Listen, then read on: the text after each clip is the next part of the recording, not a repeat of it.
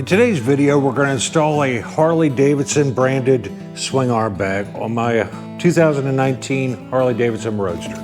Let's get to it.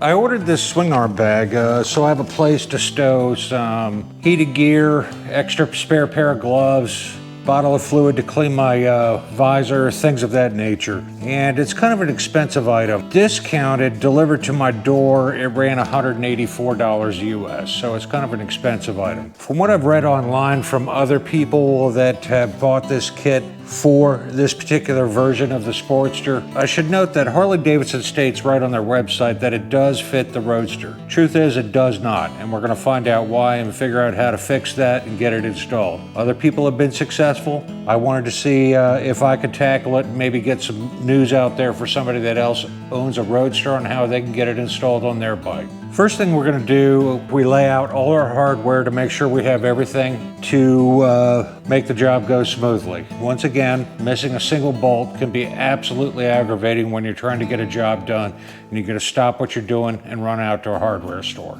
And I'll post a copy of the directions up above on how this is supposed to go. First thing we're gonna do is remove the passenger foot peg and their support brackets as well. It should be noted, if you're gonna go marching this band with this type of bag, you're turning it into a solo seat. That said, I never plan on riding somebody on this bike. There's just not enough backside on this bike to support another person comfortably for any length of time. And I'm also gonna convert this to a solo seat, and that's for a future episode coming up. May have to throw some heat on it. I get the feeling it's super tight, like it has red Loctite on it.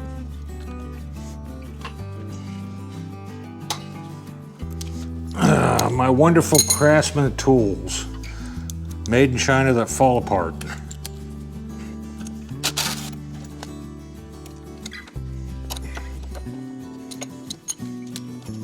Next, remove the left side cover.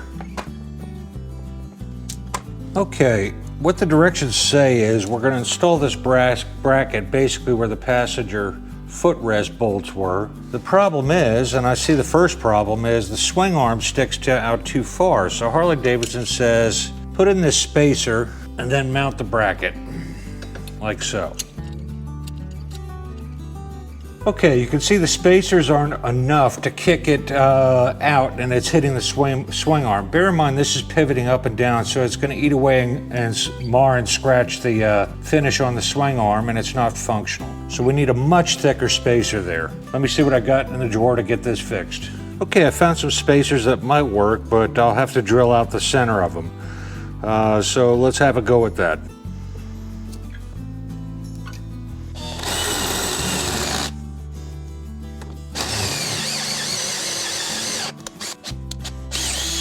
Okay, this is going to be smoking hot, so be careful touching it with your bare hands.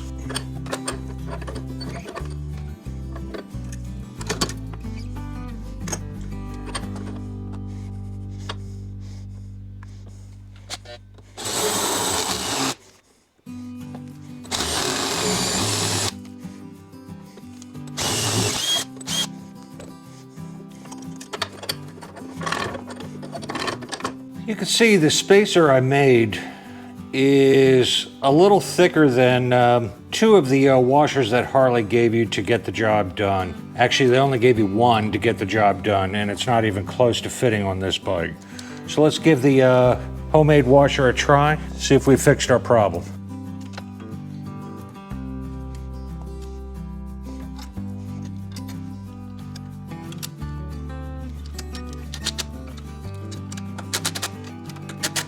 I can make that work. I'm gonna have to bend it a little bit to get it anchored up here at the top, but I think that'll work.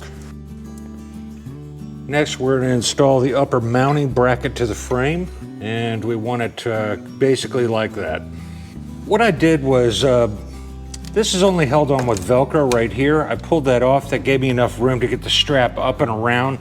Problem was getting it up. This, I believe, is part of the air filtering system. Nevertheless, I took a flat blade screwdriver and gently tapped it in there to get some relief between here and the frame, and we were able to slide that on. So Good stuff there. Okay, getting that all lined up was kind of a rascal. Let's remove that. But I've got, what I did was use vice grips with a needle nose on it and pinch that together because it's spring loaded to get it to squeeze in enough. This is a 1/2 inch locking thread nut on the back.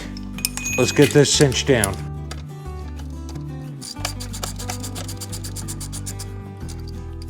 That's on there solid. Okay, next we're gonna mount the actual bag to the bike. It's basically mounted. If you take a look, Harley provides you a red thread locker already put on it. And I didn't use any thread lock up on this one because of the nylon nut. I did anchor these two down here with blue Loctite and torqued it to specs. I'll put the torque settings up on the top for this one and these two down below, as well as these three for mounting the bag. Getting these 3 screws lined up with the bracket was incredibly hard.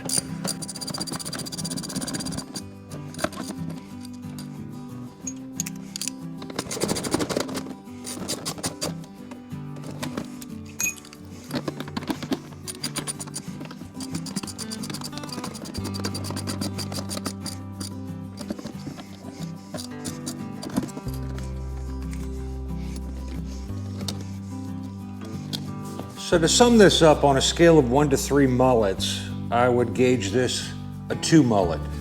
It's kind of difficult in the sense that Harley's not telling the truth. This bag kit does not fit the Roadster. You have to fab your own spacers or go to the hardware store and, if you're lucky enough, find the correct spacers. The moral of the story is I have that bucket of bolts. I have several of those. Of every project I do, any leftover bolts, any leftover hardware, extra hardware goes in those bins. When I go to tackle other projects later on down the road, it's really nice to have a grab bag to go in there, and 9 times out of 10, I can find what I need in those boxes of bolts and boxes of hardware, brackets and things like that to get the job finished on what I need to do. So would I recommend this bag? Absolutely I would. I think it's a solid platform from Harley. I like their leather. It has withstood hundreds of thousands of miles for me. Plastic outer shell keeps its form and protects your items that you stow inside from the elements. So for me, even though it's a pain in the ass to install, 2 thumbs up from Kraken's Garage. Okay, so that concludes the installation, and let me share a few thoughts on it. I knew it was going to be problematic. That's because the Roadster is kind of a bastard bike compared to the other Sportsters, and mentally I was prepared for it. I did my due diligence and I looked at other people's gripes in the Harley site where you can order the bag from or read about it. There'll be people that have bought it and what their issues were. So I kind of knew what was happening going into it. I now have an awesome place to place some storage if you wanted a toolkit, sundries, whatever, things like of that nature. It's not waterproof. It is definitely heavy duty and will get a good job, but it is not waterproof. Bear that in mind. So make sure if you're going to put something in there that's water sensitive, put it in a Ziploc bag or something of that nature, dry bag, if you're going to stow it in there, like tools. And for tools and things of that nature to stow in that bag, I strongly recommend you get some light machine oil, WD-40 or something like that.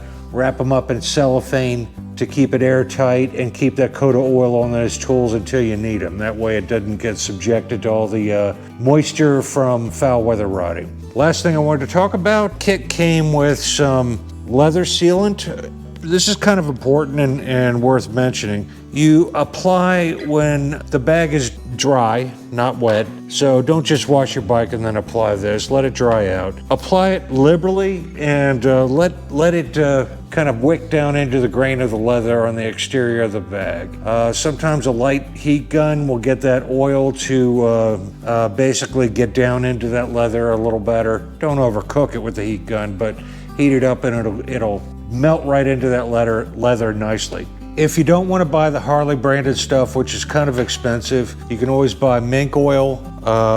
Any good saddle shop, horse tack shop, that type of thing is going to sell goods for taking care of saddles. It's the same stuff. I also am a big fan of Snowproof, which is another kind of heavier duty mink oil with kind of I don't know if it's mink wool, so don't take me for gospel on that. Kind of makes them a little more waterproof. Those are just some of the products that I use to keep the saddlebags looking nice. I used them on my Road King Classics for, heck, almost 500,000 miles, and the bags look like they came off the showroom on those two bikes, so highly recommend them. In closing, remember I told you these were discontinued? These are the clip-ons to go up here. One of the viewers found a pair on Facebook Marketplace and bought them and sent them to me. I mailed him a check. There you go. The holy grail for this bike that doesn't exist anymore, and somebody found them for me. That's brilliant. That's amazing. I'm super excited to get these installed. I have the gauge relocation bracket to accommodate the installation of these. That'll be a future video for another day. If you enjoyed this video, give it a thumbs up. If you didn't enjoy it, give it a thumbs down. If you want to see more in the future, hit that subscribe button down in the corner. And remember, folks, go riding. It's good for you, and I'll see you in the next one.